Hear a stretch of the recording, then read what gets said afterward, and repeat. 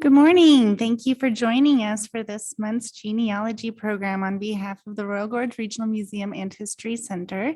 I'm Jessica Wortman. We're here at City Hall coming at you live this morning with Terri Meeks and her program, her genealogy program called What Can Maps Tell Us? It's July 16th, 2022. And I don't really have any announcements this morning, so I'm just going to hand it right over to Terri. Thank you, Jessica, and welcome everyone. Glad you were able to join us this morning. I kind of love this picture that's on our front. I have a particular fondness for old maps, colored maps, just they're wonderful artistic pieces. And today we're going to look beyond the art and see how it can help us in our genealogy research.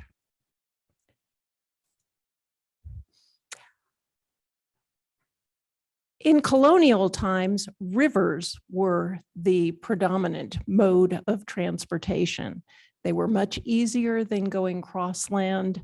The roads were essentially old Indian trails. And it wasn't until people started to move into the interior, moving westward or southward, that roads became more important. As the colonies prospered, people needed to be able to take their farm produce or whatever they were making, if they were manufacturing chairs or furniture or other commodities, they needed to be able to get that to market. And as the population grew, that market expanded. So they needed roads. The real significant jump in terms of land mass was the Louisiana Purchase in 1803, and it actually doubled the size of the country's territory. We're going to take a look at some of the old maps from colonial times. Actually, the maps themselves are relatively new. But we're going to take a look at them just to see about that expansion. Here's a map from 1775, and we do see the original 13 colonies going up and down, especially tightly knit to the East Coast. You notice that Georgia wasn't completely settled, that Virginia and West Virginia were still part of Virginia. So it is important for us to understand that when we're looking at these older records, that we need to know exactly where those boundaries were. Did your people move into Ohio or into Missouri at an earlier time? And so were they in Indian territory or Spanish territory? The territories changed hands numerous times. Here again, we're up to 1790, and this was the 13 colonies. We see that Virginia claimed all the territory all the way to the Mississippi River. It is my understanding that also in colonial times before this, that North Carolina claimed all of this territory to the Mississippi River. So it's important for us to understand this acquisition. And then in 1803, we do have the Louisiana Purchase, and you can see how that totally did double the ownership of the land. We find Spanish territory and the Oregon territory, as well as these smaller territories. Back up. We notice also, for example, Vermont was kind of an independent state. It had an independent constitution until I believe I believe it was 1791. So that's one reason that it is color coded as a special status area. So here again, these are the important reasons that you need to understand what maps can tell you and what history to look into for your colonial and early settlers. I think I'm going backwards. So now we have the Louisiana Purchase, and we see how the nation is changing. So why do we want to use maps when doing our genealogical research? We do need to record the events of our ancestors' lives, and we need to know exactly where those events occurred. The records are recorded on a geographical basis. If you use any of the search engines, Ancestry, Family Search, MyHeritage, the geographical location is one of the 3 key elements that you need to enter. Usually it's the name, an approximate year of birth, and where the person was living at the time. So here again, it's important to understand all of those specifics. We're going to see how boundaries changed. We've already seen from the previous maps that the Carolinas were divided. We got Tennessee afterwards. Virginia and West Virginia was formed from it. But not only did the states change, the counties, as more and more population came about, counties divided and subdivided. And as people moved westward, new counties were formed, and in turn, they divided and subdivided.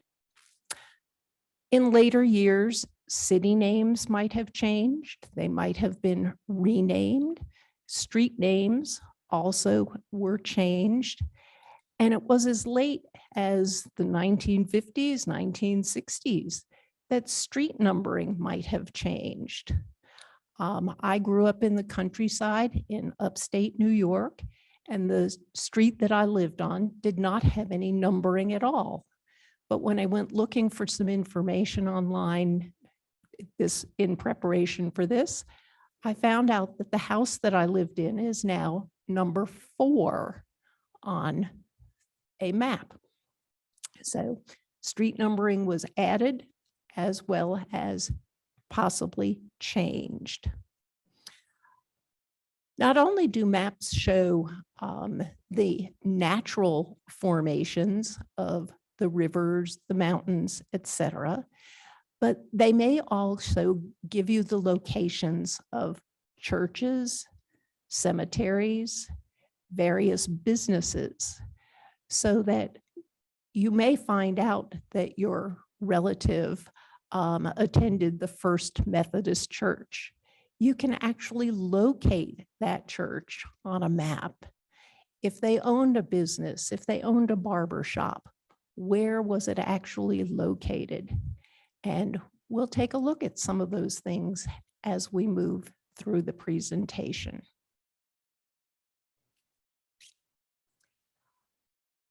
Knowing the exact location can provide you with opportunities to find other records. Counties each have different, are constituted differently, and may have different offices and may keep different types of records. We all know that counties keep tax records, but there may be an extension service office that may provide information about one of your relatives, whether they used the facility as a farmer to get information, or whether they were actually employed there. Looking for other types of records like adoptions. Those are usually in courthouses, and you need to know the exact location where these events occurred. Knowing the location can also help to differentiate the people with the same name. Just because somebody had the name of Smith or Jones, even if they had an unusual name, because families tended to settle in a single area surrounded by other family members, it may help you differentiate one Thomas Smith from another Thomas Smith. It can also help to resolve mysteries, but at the same time, it may create some as well. Maps also help to visualize your ancestors' life. I am a very strong proponent of timelines. Going through your genealogy work, looking at one particular ancestor and drawing out his timeline. When was he or she born? Where was he or she born? Where do they appear in the census in the 10-year intervals? Can you fill in those 10-year gaps in their timeline? By the same token, you want to do a geographical timeline.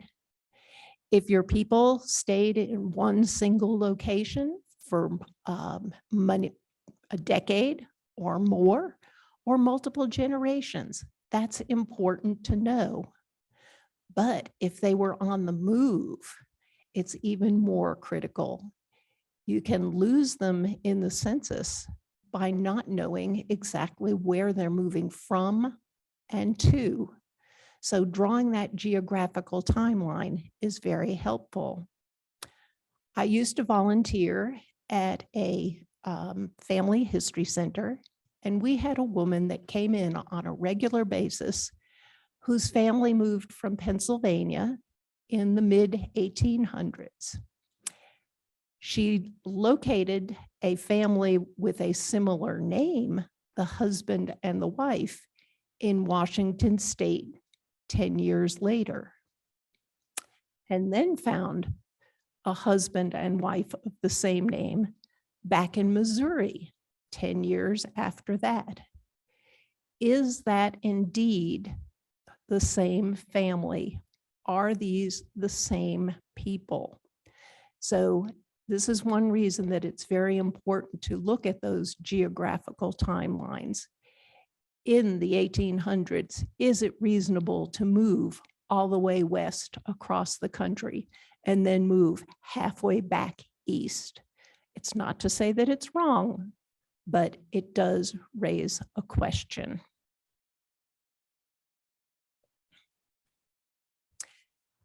These are the kinds of maps that we're going to look at this morning and discuss. As we've said, there are county maps that were drawn that may have been divided and subdivided. And we can see in those some of that division, and it helps us to know where to go looking for some of the records. Did your people move cross-country, and did they follow one of the normal migration trails? Did they own land? And do you have a copy of the deed for their land and perhaps a description of the plat? Do you want to see where that land was in relationship to perhaps other relatives or other countrymen if they were immigrants, etc.? Fire insurance maps can actually tell us about the construction of the buildings in a particular community. And if you've done any work on the 1950 census, since it's opening in April, you may have had to use enumeration district maps. Topographic maps are going to help us to find that closest courthouse or the courthouse that we are assigned to. It's good to know, is there a mountain between my house and the courthouse? Is there a river that is hard to cross between my house and the courthouse? This is where topographic maps might help you. And then there are unique kinds of maps that you might want to look at depending on your ancestors' occupation and how they might have traveled at various times.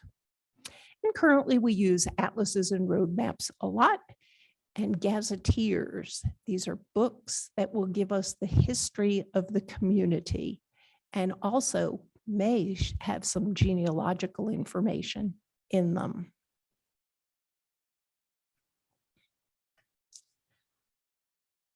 We've talked about the division of counties and how their boundaries have changed over time. We've also mentioned that towns, cities, or small cities, streets might have been renamed or renumbered. So we always need to record the exact location name, and you want to record that information at the time that the event actually occurred. You may live in Fremont County, Colorado now, but in 1850, it was part of Kansas. So if any of your family was living in this particular area then, you don't want to record it as Fremont County, Colorado. It needs to remain Kansas. It's also important to know where the county courthouse was. This is where your ancestor did their regular business. Marriage records were recorded there. Deeds and wills were recorded there, as well as many other things. So where was that courthouse for you to look and locate those records? It may not have been at the county seat. Your relative may have lived on an easternmost boundary and gone to the nearest county courthouse, which would be perhaps in the county to the east of the one they were currently living in. Or they might have chosen the one that was the most convenient. Here again, if there was a mountain between your house and the courthouse, they might have gone to a different one.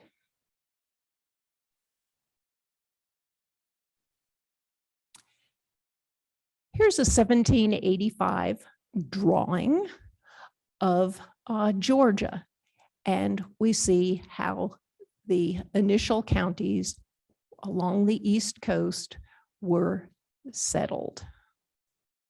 We see Indian lands for the western part of the state, and by 1793, we see how those counties, Washington County, has divided into several others. This is why if something happened before 1790, you need to know which county they were living in. By the same token, if something happened after this, what were the counties like? Where were the divides? And I'll give you a website that you can look at to find a lot of these maps. And we see this is what Georgia looks like today. We see the original colonies, how they'd subdivided, and the years of settlement for each one of them. And we notice that those that are in purple are as late as 1913 through 1924. So it is important to know that information when locating your ancestors' farm, property, or the courthouse.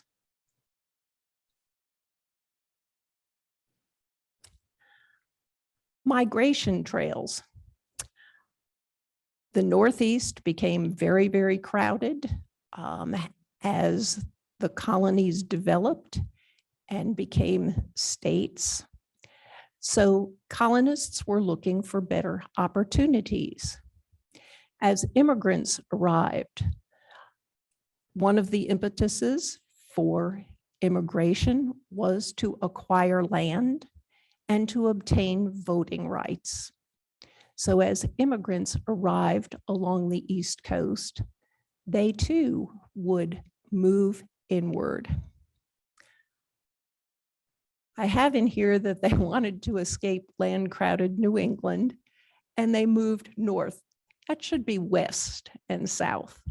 Although there was migration from the south to the north, particularly prior to the Civil War, many Quakers who did not believe in slavery, as the 1850s approached, they moved from North Carolina to Indiana and Ohio.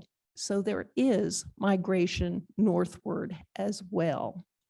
So look at the reasons that your ancestors might have migrated.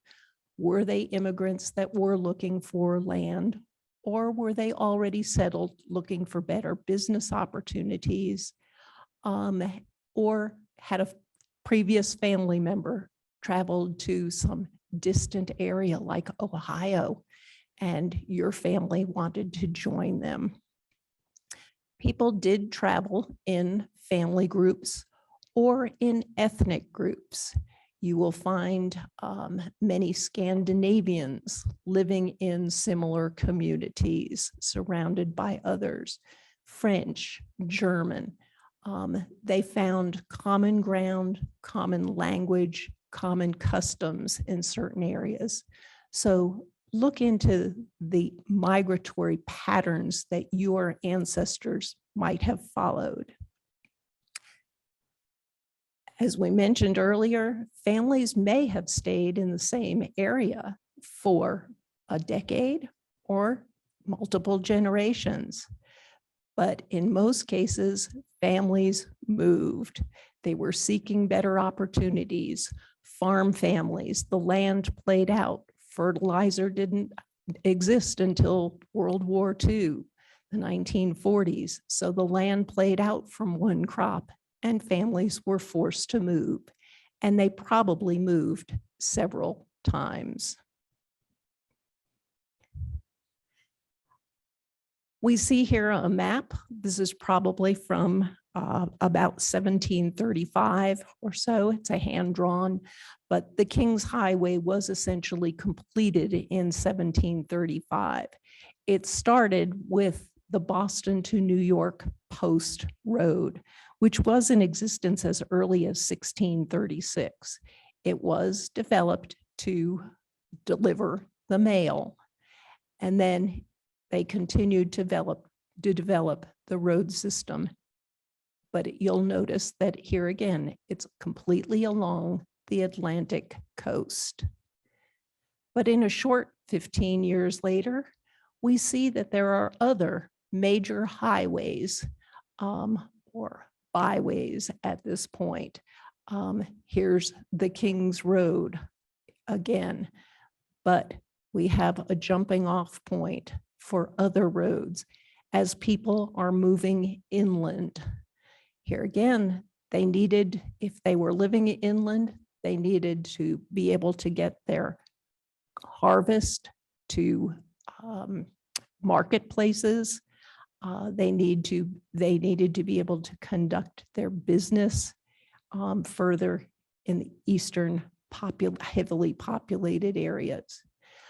The Appalachian Mountains presented a major stumbling block, having to cross them.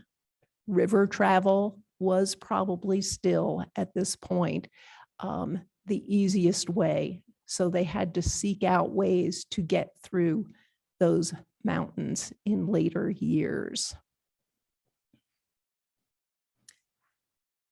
As immigration continued, especially in the mid and late 1800s, we also see the beginning of migration westward. Ohio was settled in 1803. We got the Louisiana Purchase a couple of years later. And so people were moving westward. They still relied on canals, rivers to get to a jumping off point to join the Santa Fe Trail. This was not only an immigration trail, but it was also a business trail. People would send their goods west, or those that had goods in the West would distribute them down into Mexico. So this was an important travel route for both settlement as well as for business opportunities. The Oregon Trail, we're jumping off from St. Louis. We're heading across Wyoming and out to Oregon. This was primarily an immigration trail for people from the East seeking better opportunities in the West. At the same time, and in a very similar area, we have the Mormon Trail. It is going through Wyoming, and you'll notice that this is the same hump that we saw on the previous map. But instead of going on to Oregon, they are staying in the Salt Lake City and Utah area and moving out to settle. Of course, this is for a particular religious group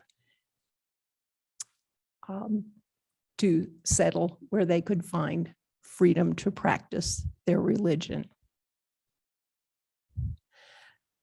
This happens to be just a partial listing from Wikipedia, but it shows some of the early roads and where they originated and where the end point was. So it's very interesting. We have the Oregon Trail that went from Independence out to Oregon City. We have the California Trail that did the same thing, but went further south. We have the Mormon Trail that we just talked about that went to Salt Lake City. And they also had a Southern California route where they went to the Los Angeles area. The mail was an important feature. On the East Coast, you have many, many roads that are called the Old Post Road, or the Boston Post Road, or the Albany Post Road. It was for the mail, and those were established very, very early on. The Butterfield Overland Mail was one that went from Memphis or St. Louis all the way out to San Francisco. I actually had a relative in the cavalry in this time period, and it was one of his jobs to maintain and protect that overland mail route.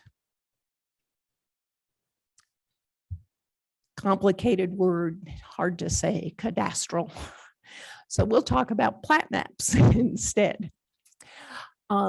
These document the boundaries and the ownership of parcels of land. You may have a copy of a deed from one of your ancestors or for your current property that gives an actual description of the land. Depending on the land measurement system, and we'll look at a couple of those maps, you'll be able to, with a plat map, picture what that parcel of land looks like. The tax man always gets his fair share and always has his hand out. So these maps were used to measure the size of the piece of property as well as to give value to the land. Was it rich in resources? Was it good farmland? Was it scrub land, and a valuation would be attached to it so that the tax man could get his fair share. These maps show over the years how a parcel of land is divided and subdivided. Plat maps were drawn on a pretty regular basis, not necessarily annually or every 5 years, but on a somewhat regular basis, depending on the population and the change in the area. These maps were drawn and usually are in the county courthouse or a local library or museum. And you can compare your ancestors' land. Initially, tracts of land were quite large and distributed, but through the centuries, we have come down to our towns where we just have simple city lots. So these plat maps are very, very interesting.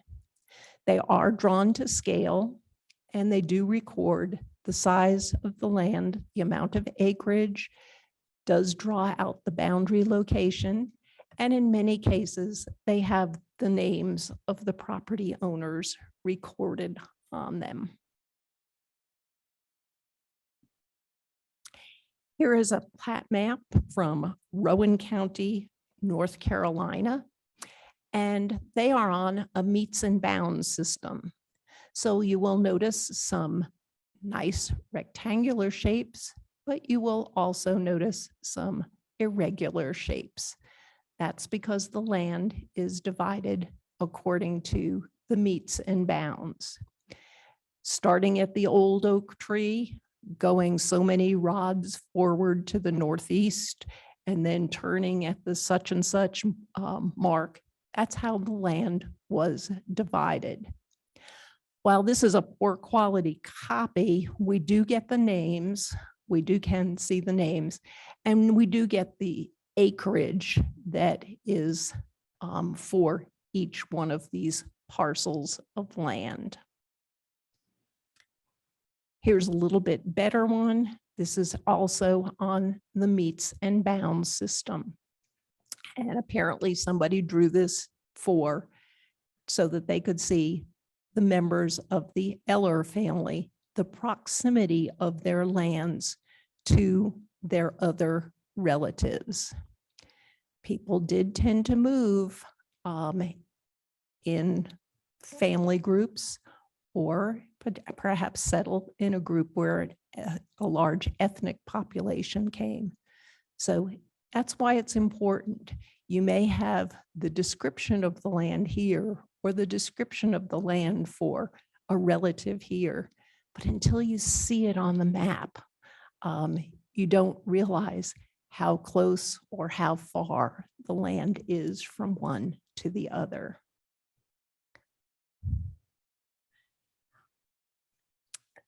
This map happens to be from Blackwell, Oklahoma, and they are on the Jefferson system, where we have towns, townships, ranges, and sections. Each one of these squares is a 640-acre section that is then subdivided. For the most part, these people all have 160-acre quarter sections. We see here one that has been subdivided into 80 acres. Likewise, here is another one where we have a section 22 next to section 21. We have the number of acres included in the plot, and we see the subdivision into 40s or 20s as to how many acres with the names on them. So if your ancestors were among some of the first people that settled or in an area, or came at a much later time, it is interesting to see who their neighbors were Did people marry into that family or your family? And what the connections might be. Sanborn fire insurance maps. These were developed in the 1880s and were still around as late as the 1960s. That fact actually surprised me. They were created to help insurance companies assess the liability when they wrote their insurance policies. If something happened, how much are they going to be indebted for? And it helped them come up with rates. There is color coding on the Sanborn fire insurance maps that will help you see what type of structure your family might have had. Here is a cover page for a Sanborn fire insurance map. This one happens to be from 1910 in Cohoes, New York. It has an index of the streets as well as buildings, churches, schools, businesses. It has an index for those. And we see different areas of the city that are broken down by color. When we see a closer view of it, we see what areas were covered. There might not have been any houses or businesses on these, but the streets were laid out. So we get the information in each one of these quadrants. If we further blow up, we see a bunch of small buildings. Sometimes there are names in these, and there is a key at the front of each one of these towns. Here is a school, for example, and that pink color tells me that it is a brick building as opposed to a frame structure. You'll notice that there are some D's in here, there's an S in one of them, and there are other notations. And that is on the key on the first page of each one of these sections. I happen to be trying to find, my mother grew up in Cohoes, New York, and I was trying to find the elementary school that she attended. So I was looking for the closest school to her home. I don't think the Bowery Street for Boys was the one that she attended. But you'll notice here's another brick building. Here's one actually from Canyon City, from the museum here locally. And we do see blue buildings, and those are stone buildings.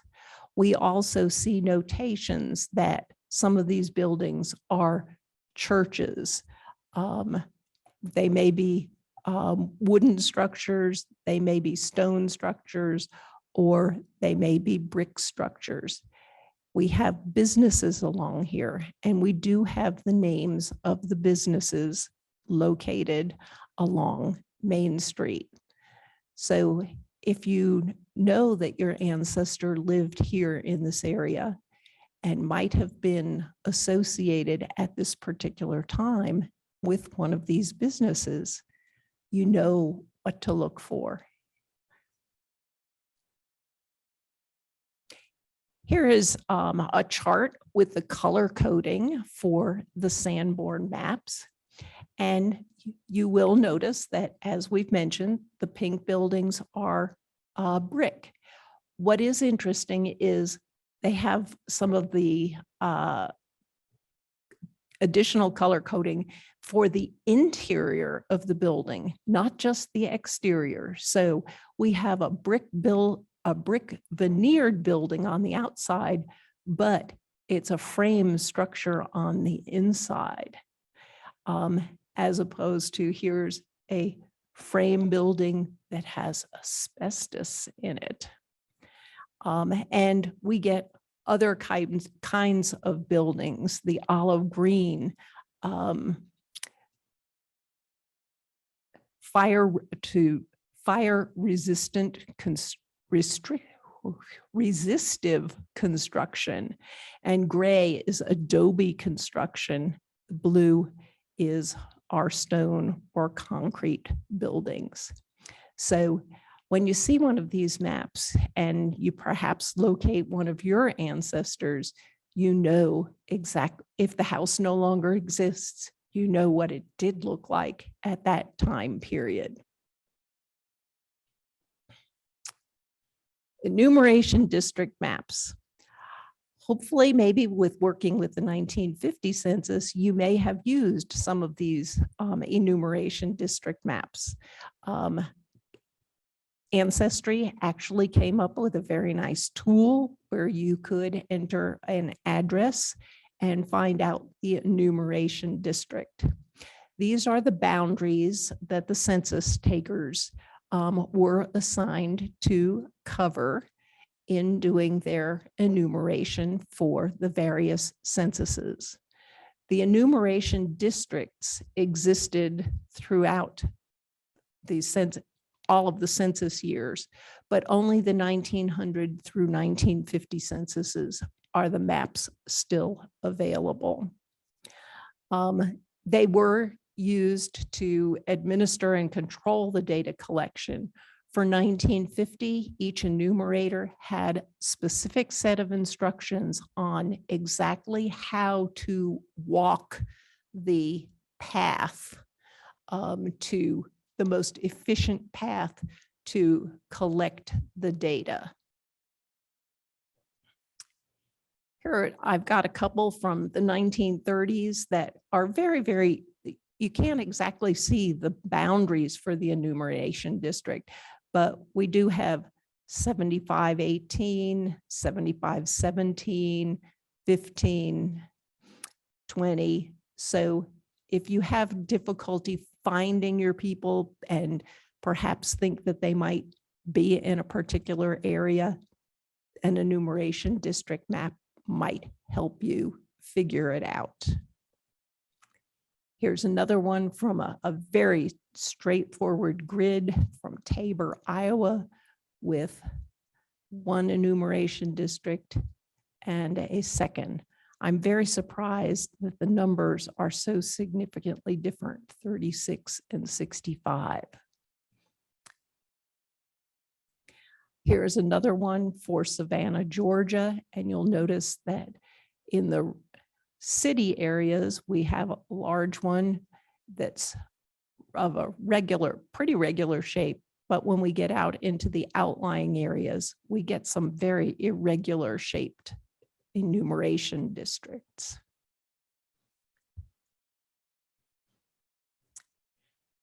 Topographic maps. These are maps of the geographic features of a particular area. And the wavy lines that are seen throughout are the elevation contours. They will also have place and will feature feature names. And they'll have the natural features as well as the man-made features on them. For the most part, we don't use these for genealogical research, but here again, if you've got one of those major mountain peaks between you and the courthouse, sometimes one of these topographic maps might be helpful for you.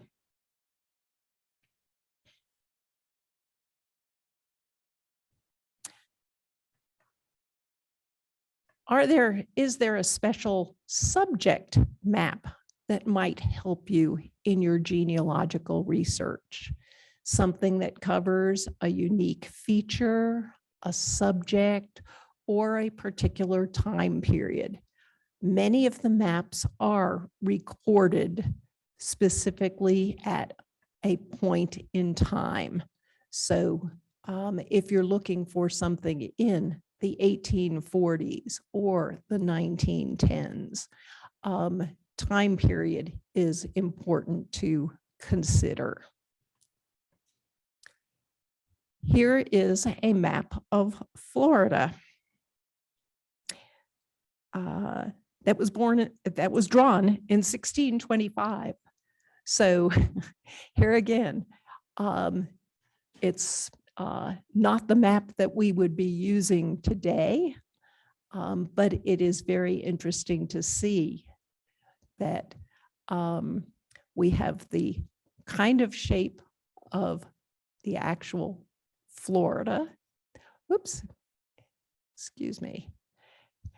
And we can see some outlines of other areas. Virginia, I don't think Virginia is anywhere near that close to Florida.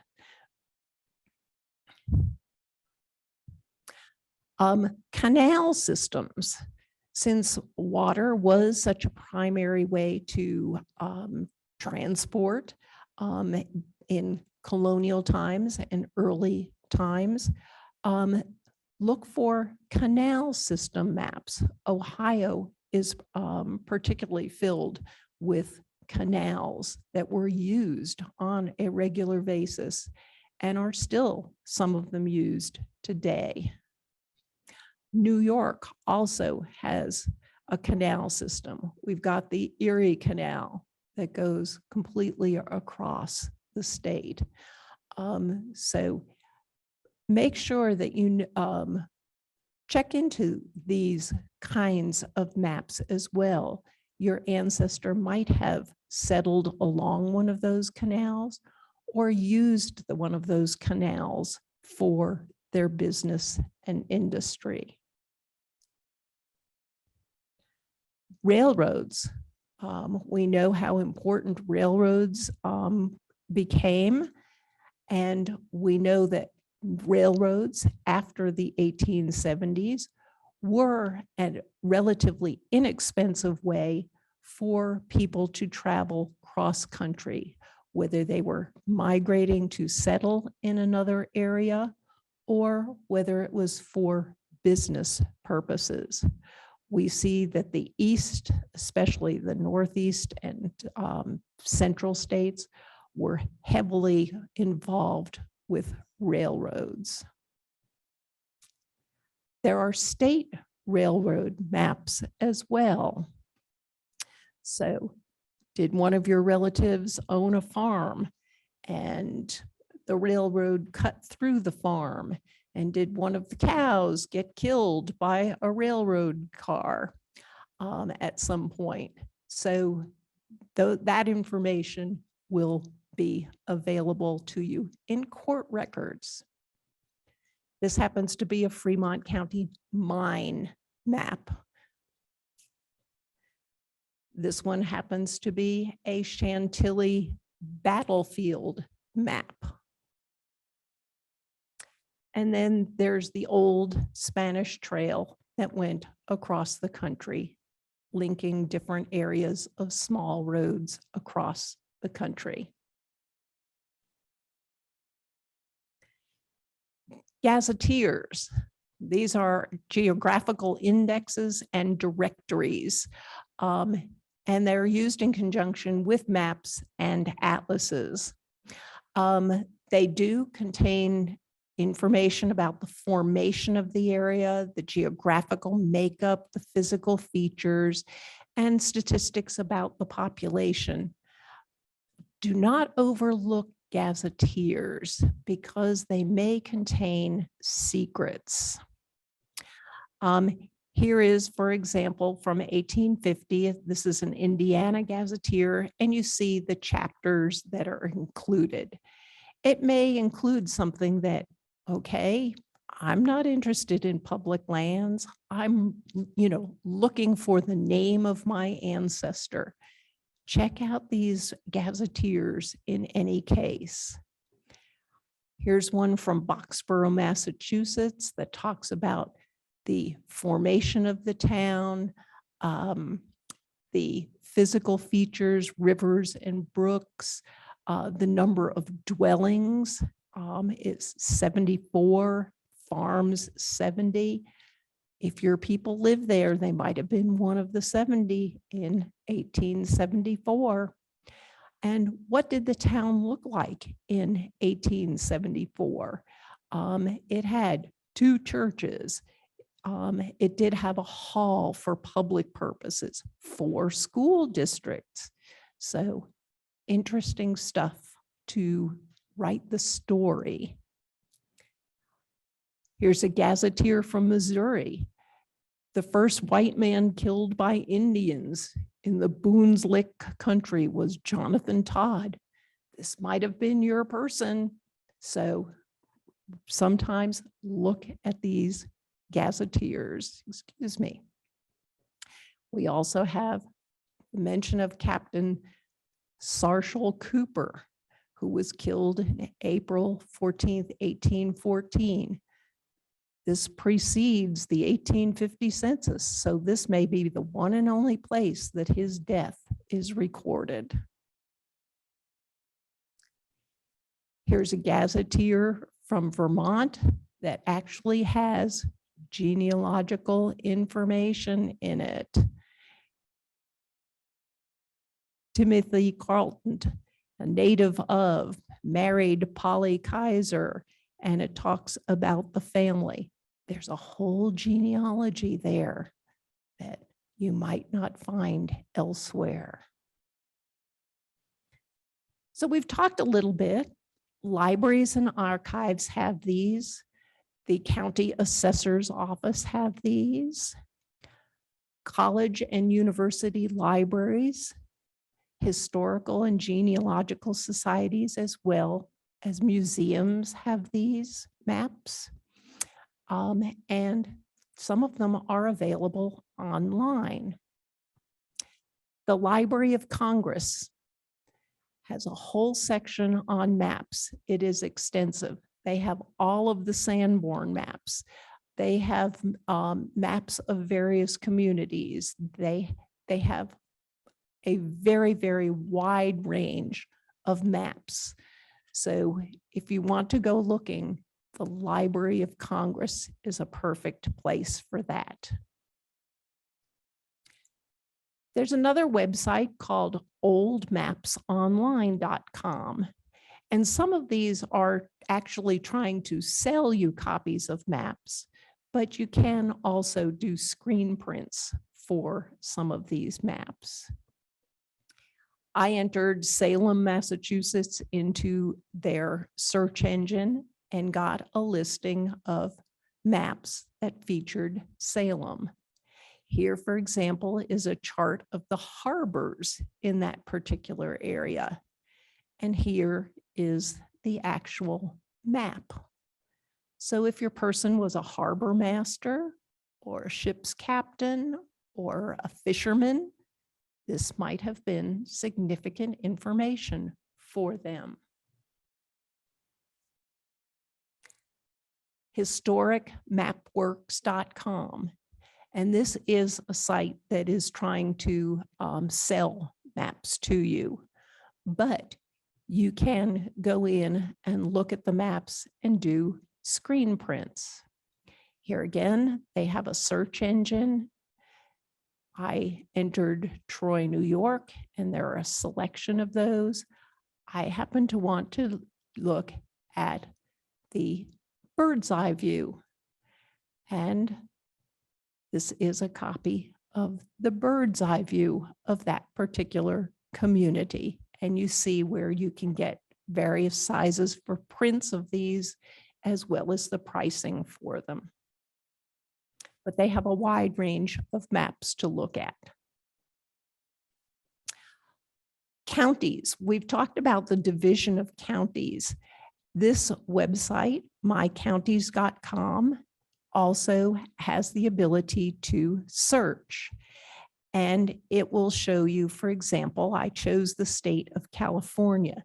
It will give you a listing of years for the various maps that they have and the subdivisions of the counties and the county formation.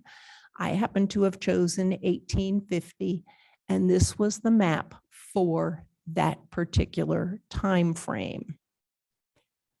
So we know what counties existed in 1850, and I'm sure if we went to 1925, there would be many more.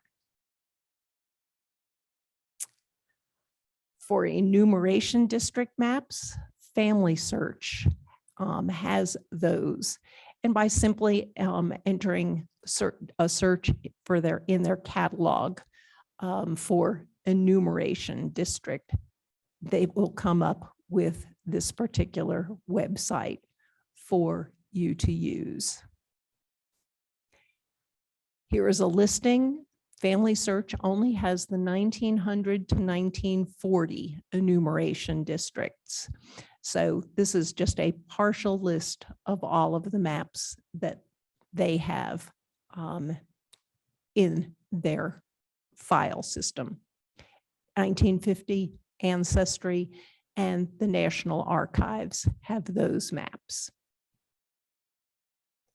Finally, libraries, usually state university libraries, have large collections of maps. Some of them, this particular one at the University of Texas is online. Not all of them are online, but if you happen to have a university near you, it's a wonderful opportunity to take advantage of.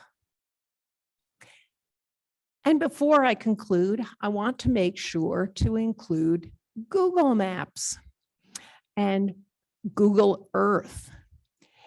If you are looking for an ancestor's home or your own home, just enter the address into Google Earth and you will come up with a picture of the area. This happens to be, there's a house back in there. This is the house that I grew up in the countryside that I grew up in. It also has current housing listings, but I have a friend that actually found her ancestors' 1728 home on Google Earth in Deerfield Village, Massachusetts, and was able to download a picture of it and actually go and visit. So give Google Earth a chance.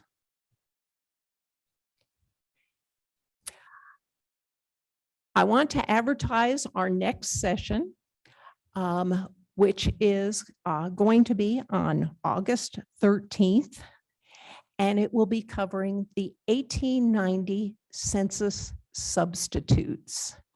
We have a 20-year gap that we need to fill, and people might have been born and died that don't appear in any of the census documents.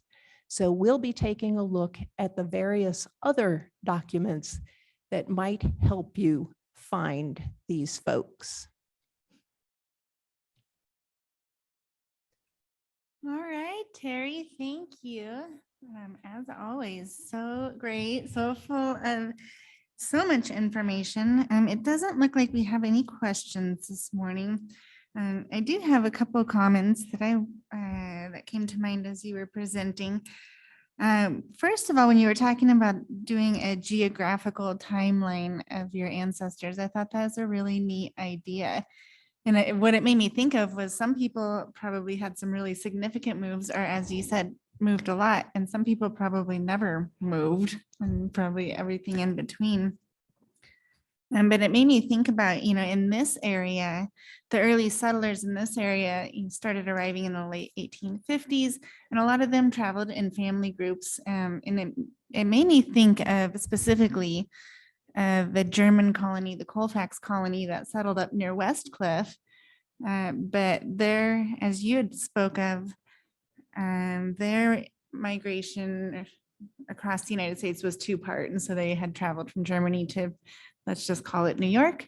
And then they had again traveled in, to Middle America to Chicago, and then came out here from Chicago. And so it was pretty neat. That was, I think there was 160 some people that traveled together in that situation. But then the other thing I wanted to ask you about, what was the term that you used when you said you take the turn at the old oak tree. Was there a term for that kind of Oh, description? the mapping system is that's used is called meets and bounds. And the land description usually starts with some fixed point. In many cases, it's like the old oak tree. Yeah. And you go, I'm not sure that old oak tree still exists today. Well, that's exactly what I was just going to say. It made me think of one time when I was traveling in Ireland and I asked someone for directions. And the directions I got were, you go down this way and you turn where the barn used to be. And so that didn't do me much good. Anyways, thank you so much. One other thing I did want to touch on, our community coffee and conversation this month has been pushed back a week. This month's topic is recreation. And so we wanted to push it back a week so it could happen after the Whitewater Fest, thinking that may inspire, bring up some memories. And so that'll be July 29th at the museum. It's a free event open to the public. Anyone who wants to come down, we have coffee and donuts and just chat about any memories or historic events pertaining to recreation in the area. So thank you all for joining us. See you next time.